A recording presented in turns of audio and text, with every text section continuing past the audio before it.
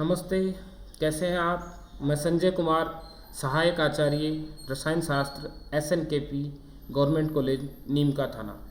पिछली क्लास में हमने MOT के अंतर्गत LACO मेथड की बात की थी कि किस प्रकार से एटॉमिक ऑर्बिटल्स का संयोग होता है, रेखीय संयोग, और उससे बॉन्डिंग और एंटी बॉन्डिंग मॉलिक्यूलर ऑर्बिटल्स बनते हैं।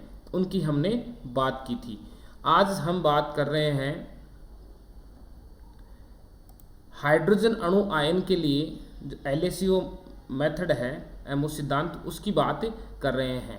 तो जो हाइड्रोजन अणु आयन होता है, हाइड्रोजन अणु आयन में 2 प्रोटॉन तथा 1 इलेक्ट्रॉन होता है। तो आप यहाँ से डायग्राम में देख सकते हैं, ये HA एटम और HB। तो जो ये इलेक्ट्रॉन है, 1 इलेक्ट्रॉन इन दोनों के मध्य होता है। तो जो इलेक्ट्रॉन की दूरी है ये क्या है इसकी RA, और B से इलेक्ट्रॉन की दूरी क्या है RB। तो H2 प्लस, और जो ये HA से संबंधित जो वेव फंक्शन क्या है साई A, और HB से संबंधित वेव फंक्शन क्या है साई B। तो H2 प्लस आयन के लिए आणविक तरंग फलन जो 2 एटॉमिक ऑर्बिटल्स के रेखीय संयोग से बनता है, तो वो क्या होगा साई MO बराबर C1 Sai A plus C2 Sai B। तो C1 C2 का है यहाँ पर मिक्सिंग कोफिशिएंट, जो हमने पहले भी चर्चा की थी। H2 प्लस आयन के लिए श्रोडिंगर समीकरण निम्न प्रकार होगा H साई MO बराबर E साई MO, जो हमने पूर्व में चर्चा की थी। तो H2 प्लस आयन के लिए जो हैमिल्टोनियन संकारक है H का मान होता है H बराबर minus H square 8 pi square M del square minus E square upon RA minus E square upon RB plus E square upon R।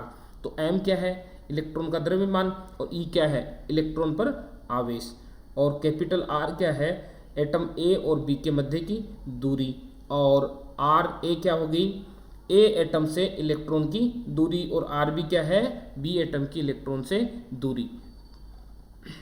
तरंग फलनों द्वारा आणविक मॉलिक्यूलर ऑर्बिटल्स की ऊर्जा की गणना कैसे करते हैं इसकी हम बात करते हैं।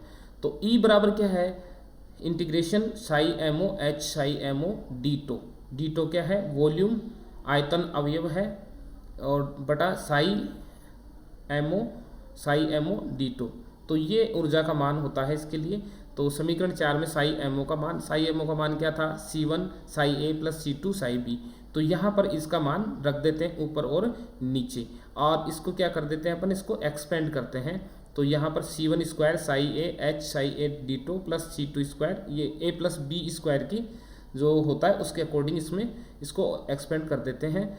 आगे देखिए आप, जो यहाँ पर आएगा integration psi A H psi A d tau, ये इसको मान लेते हैं HAA, और साई B वाले को मान लेते हैं HBB, और जो सिंपल जिसमें हैमिल्टोनियन नहीं है उसको SAA SBB और HAB SAB ये हम इसमें मान लेते हैं। तो इसका क्या हो जाएगा, जब इन सब का मान इसमें रखेंगे तो इसका जो समीकरण का 5 का रूप क्या हो जाएगा, ये E बराबर C1 square HAA plus 2 C1 C2 HAB plus C2 square HBB upon C1 square SAA plus 2 C1 C2 SAB plus C2 square SBB।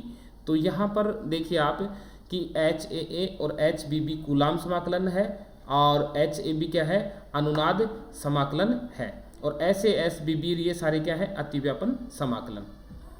तो जो अतिव्यापन समाकलन है जो 2 परमाणु कक्षों के मध्य अतिव्यापन की सीमा को बताता है, और ये बंध की मजबूती को बताता है कि जितना अधिक अतिव्यापन होगा उतना ही बॉन्ड मजबूत होगा। आगे बात करें, जो परिवर्तन सिद्धांत के अनुसार C1 व C2 के सही मान वे होंगे जिनके लिए E का मान क्या हो न्यूनतम हो। तो अब आगे बात करें, अर्थात E के मान में C1 व C2 के संदर्भ में अगर परिवर्तन करें तो शून्य के बराबर होता है। तो आप यहाँ देख सकते हैं del E upon del C1 बराबर 0 और del E upon del C2 बराबर 0। तो E बार जो एनर्जी है बराबर N upon D, numerator upon denominator बराबर N D की पावर -1। जो समीकरण 7 है उसका C1 व C2 के संदर्भ में अवकलन करने पर, तो डेल E की power E bar upon del C1 और del E upon del C2 इसका कर लेते हैं हम। तो यहाँ पर del N upon del C1 minus del D upon del C1 N upon D और 1 अपॉन D बराबर 0, और यहाँ पर del N upon del C2 minus del D upon del C2 N upon D, 1/d बराबर शून्य।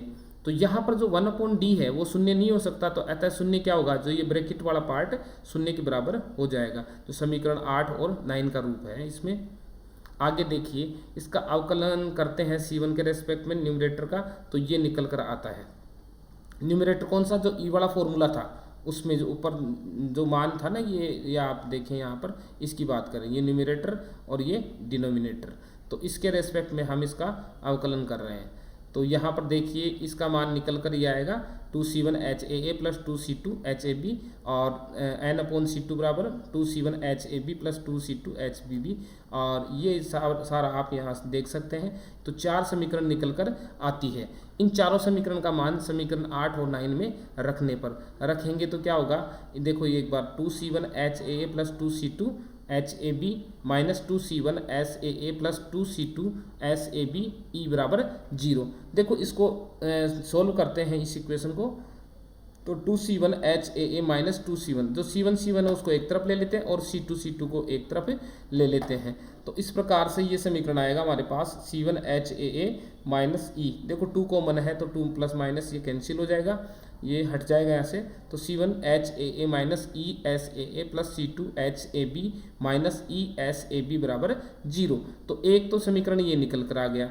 तो दूसरे वाले जो समीकरण है, जो 9 वाला है, 9 को एक्सपेंड करते हैं, तो इसको देखो यहाँ पर मान रख दिया और इसका आगे करते हैं तो ये मान निकल कर आता है C1HAB minus ESAB plus C2HBB minus ESBB बराबर 0। तो जो ये निकल कर आ रहा है ये क्या है, इनको सेकुलर इक्वेशन कहते हैं। और इसको इन समीकरण 14 और 15 को मैट्रिक्स फॉर्म में लिखने पर, तो मैट्रिक्स फॉर्म क्या होगा, देखो यहाँ पर C1, जो C1 वाला पार्ट है उसमें C1 इसको ऊपर लिख लेते हैं। इसको देखो यहाँ से HA क्या है, ये HAA माइनस ESA, और इस वाले पार्ट को यहाँ लिख लीजिए HAB माइनस ESAB, तो C1, तो C1 वाला पार्ट एक तरफ हो गया।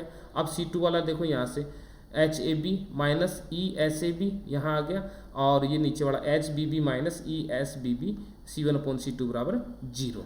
अब देखिए आप, जो मिक्सिंग कोफिशिएंट है उनके मान शून्य के बराबर हो नहीं सकते, तो शून्य के बराबर क्या होगा, ये जो मैट्रिक्स फॉर्म है ना, ये शून्य के बराबर होगा। अब आप देखो ये इनको क्या बोलते हैं, इसको सेकुलर इक्वेशन बोलते हैं। जो मैंने पहले बात की थी वो सेकुलर इक्वेशन थी, अगर मैट्रिक्स के फॉर्म में सेकुलर इक्वेशन ये होगी। तो चूंकि H2 प्लस आयन है उसमें दोनों परमाणु क्या है, एक जैसे हैं, तो क्या होगा HAA बराबर HBB और HAB बराबर HBA। और 1s कक्षक का प्रसारण 1 जो s ऑर्बिटल है वो नॉर्मलाइज्ड है, तो नॉर्मलाइज्ड वाली कंडीशन में क्या होगा, SAA बराबर SBB बराबर क्या होगा 1, तो और SAB बराबर SBA बराबर, इसको हम ले लेते हैं S कैपिटल। तो इसको देखो, इसको सारा इस रूप में लिखेंगे तो 1 हो जाएगा, यहाँ पे यहाँ S आ जाएगा और यहाँ पर जो ये 1 हो जाएगा। तो ये समीकरण क्या हो जाएगा, HAA minus E SAB minus ES और HAB minus ES HBB minus E बराबर 0। तो इक्वेशन कौन सी निकल कर आ गई हमारे पास, 19 इक्वेशन। अब जो डिटर्मिनेंट्स हैं इनको एक्सपेंड कर देते हैं, तो डिटर्मिनेंट्स को एक्सपेंड करेंगे तो क्या होगा, HA माइनस E का स्क्वायर और HAB माइनस ES का स्क्वायर। तो HAA माइनस E बराबर क्या हो जाएगा, plus minus HAB minus ES। तो जो अब देखो इनको क्या करें, HAA प्लस HAB इसको एक तरफ कर दिया और E को इधर ले गए, तो ये प्लस का हो गया, ये माइनस का ऐसे कैसे था, और इसको माइनस वाले फॉर्म को यहाँ लाएंगे तो ये प्लस हो जाएगा। तो HAA प्लस HAB बराबर E1 माइनस S हो गया। तो जो ES बराबर क्या हो गया, ES सिमेट्रिक प्लस या कहेंगे बॉन्डिंग एमोज की एनर्जी, तो E प्लस बराबर E1 बराबर HAA plus HAB upon 1 plus S आ जाएगा। तो एंटीसिमेट्रिक होगा, जो एंटी बॉन्डिंग के लिए जो एनर्जी होगी E माइनस बराबर E2 बराबर HAA plus HAB upon 1 minus S। तो एनर्जी के जैसे बॉन्डिंग के लिए क्या होगा E प्लस और एंटी बॉन्डिंग के लिए E माइनस हो जाती है। तो इस प्रकार से ये एनर्जी का हमने मान निकाला, किसके लिए, बॉन्डिंग के लिए और एंटी बॉन्डिंग के लिए।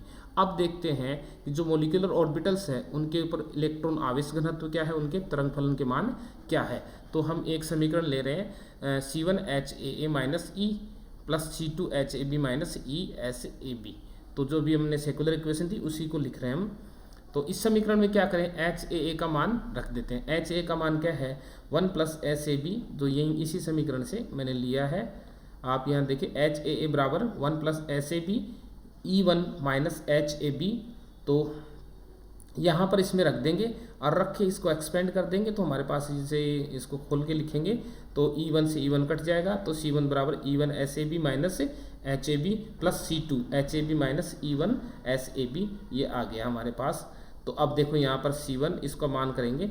अब क्या करें, जो ये समीकरण है इसमें S A B E1 minus H A B का भाग देंगे तो ये कट जाएगा इसमें, तो ये कट जाएगा तो क्या बचेगा यहाँ पर C1 माइनस C2 बराबर 0। तो C1 बराबर क्या आ गया C2। तो इसी प्रकार से जो E2 के लिए क्या है, E1 के लिए तो ये आ गया, E2 के लिए क्या आएगा C1 बराबर माइनस C2।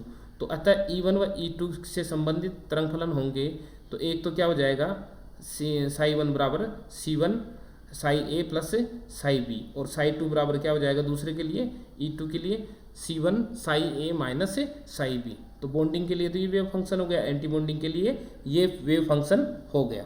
अब क्या करें, C1 का मान निकालना है, तो C1 का मान क्या है, नॉर्मलाइजेशन की कंडीशन लगाकर इसका मान निकाल लेते हैं।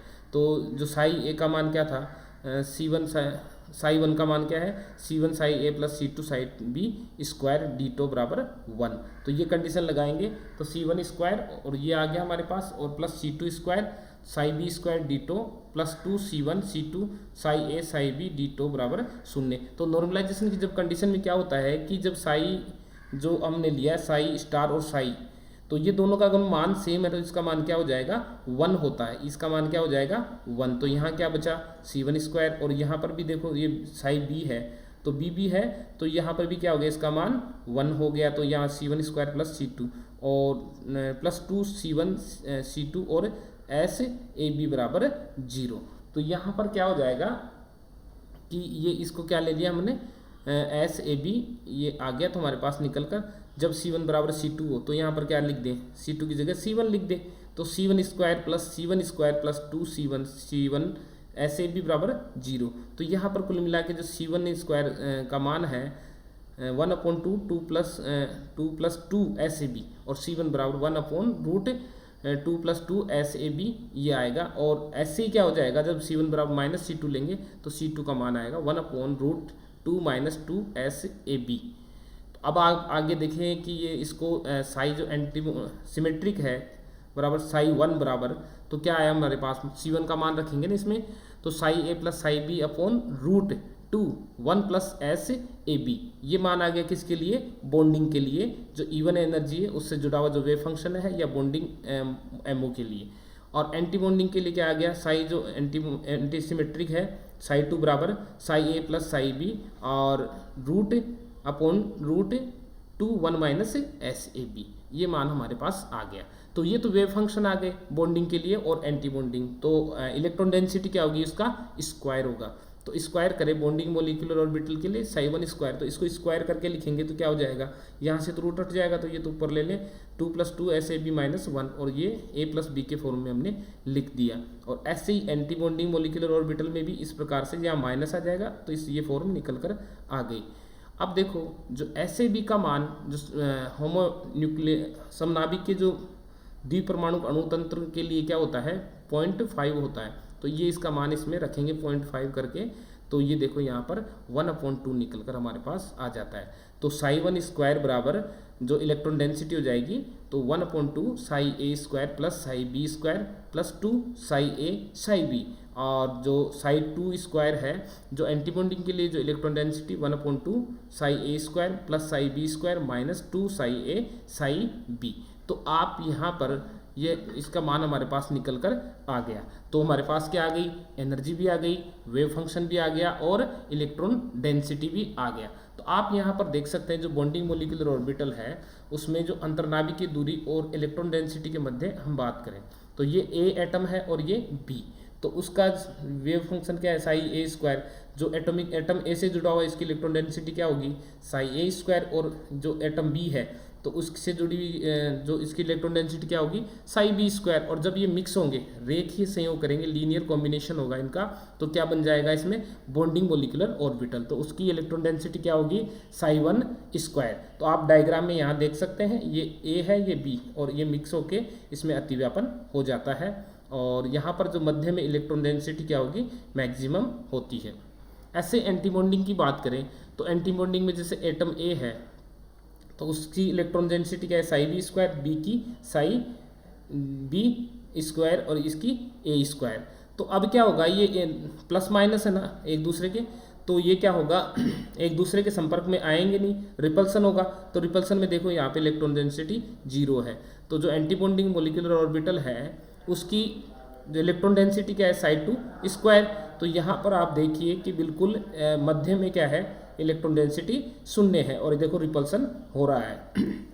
तो इस क्लास में हमने बात की थी H2+ आयन के लिए जो LaCO मेथड है उसका ट्रीटमेंट हमने पढ़ा। तो इसमें इसके लिए एनर्जी का मान निकाला, वेव फंक्शन का मान निकाला है और इलेक्ट्रॉन डेंसिटी का मान हमने निकाला है। धन्यवाद।